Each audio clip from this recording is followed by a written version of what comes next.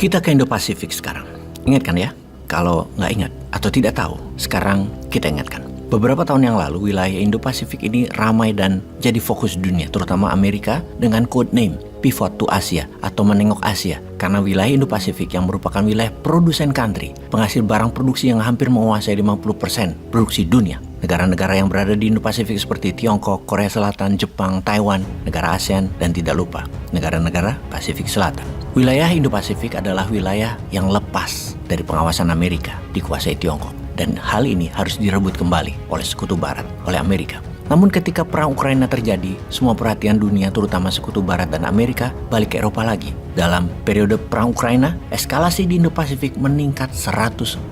Dari aktifnya Korea Utara, namun tidak seaktif Tiongkok yang melakukan drill militer di Laut Cina Selatan, khususnya di perbatasan timur dengan negara Taiwan dan di sekitar Kepulauan Taiwan. Semua terjadi terang-terangan, tapi itulah geopolitik, kekuatan politik kawasan yang dimainkan Tiongkok. Sebagai global leader, Anda harus multitasking person. Yang jadi pertanyaan sekarang adalah, apakah Joe Biden pemimpin yang bisa multitasking? Perhatian Amerika sekarang terpecah 3. Setelah Ukraina, ada Sudan, dan sekarang kembali ke Indo-Pasifik. Untuk itu semua, kita harus akui langkah kelas dunia, langkah Xi Jinping dan Putin. Main di 3 kaki, di 3 lokasi. Amerika bingung. Jadi apa yang dilakukan Biden saat ini? Minggu lalu, dia ketemu dengan Presiden Korea Selatan. Kemudian minggu ini, dia bertemu dengan Presiden Filipina, Bongbong Marcos. Dan akan ke Papua New Guinea minggu depan, lalu ke Australia. Sebelum menganalisa langkah Biden di Indo-Pasifik, kita membicarakan seorang calon pemimpin kawasan yang baru, yang bisa jadi pemain penting dalam 5 tahun ke depan. Kawasan Indo-Pasifik dan ASEAN, langkahnya strategis, cerdik bermain di antara dua hiu Amerika dan Tiongkok yang membuktikan kebijakannya dalam setahun terakhir mengangkat ekonomi negaranya. Dialah Bongbong Marcos, yang mendapatkan perhatian penuh dari Xi Jinping dan Biden, dimanja oleh keduanya bahkan. Minta apapun Bongbong untuk Filipina dikasih oleh Tiongkok dan Amerika. Mengapa bisa begitu? Kita membicarakan Ferdinand Marcos Jr., Presiden Filipina alias Bongbong Marcos. Minggu lalu dia mendarat di Washington, disambut meriah sejak dari pendaratan di bandara. Bongbong ini pintar memainkan posisi geopolitik Filipina, pintar memainkan kekuatan kawasan geografi Filipina. Kita tahu Presiden sebelumnya Duterte, presiden merakyat, populis, namun Filipina diinjak harkatnya. Maklum keberangkatannya asal Duterte berbeda dengan asalnya Bongbong yang sekarang lebih strategik memanfaatkan kekuatan geografi Filipina yang secara jarak dengan Taiwan adalah terdekat dan tercocok untuk mobilisasi militer Amerika. Dan agar Amerika tidak bercokol kuat di Filipina, Xi Jinping mendekati Bongbong dengan fasilitas membangun kereta api utara selatan Filipina dengan biaya rendah dan banyak lagi kemudahan ekonomi yang Filipina dapat dari Tiongkok. Strategi jenius Bongbong mengatakan kepada Amerika inilah masa terbaik hubungan Amerika dengan Filipina, di mana anggaran militer Amerika besar tumpah ke Filipina saat ini. Dan ketika dengan Xi Jinping,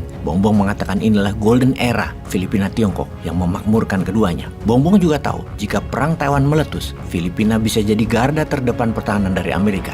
Namun pastinya Tiongkok tidak akan tinggal diam dan berusaha memberikan apapun yang Filipina minta agar Amerika tidak terlalu kuat, terutama 4 tahun ke depan. Banjir uang di Filipina sekarang, proyek tumbuh luar biasa cepatnya. Inilah balancing act yang dilakukan Bongbong terhadap dua negara besar tersebut. Indonesia punya peluang sebenarnya seperti hal ini di Selat Malaka dengan choke point-nya, tapi tidak dimainkan dengan baik, malah takluk dengan lobinya Tiongkok. Sayang ya. Oke, kita lanjut. Kembali ke Bongbong dan Senator Biden.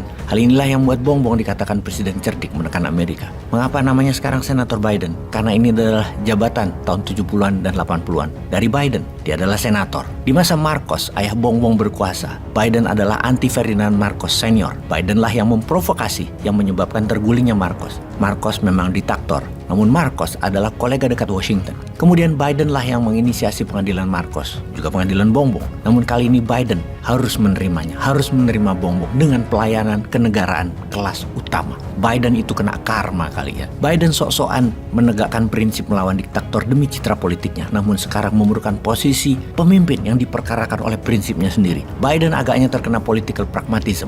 Nyaho sih ya. Amerika itu memerlukan 9 lokasi untuk membangun sarana penyerangan dan pertahanan di Filipina saat ini untuk mempertahankan Taiwan dan kekuatan Indo-Pasifik selain markas Armada ke-7 Seven Fleet di Okinawa. Yang dilaksanakan Bongbong mengizinkan dengan syarat ekonomi yang banyak yang sesungguhnya memberatkan Amerika. Namun semua terpaksa dituruti. Amerika terbelenggu sejarah dan ambisi yang dimainkan dengan cantik oleh Bongbong Marcos. Lalu Indonesia kapan bermain seperti itu? Peace.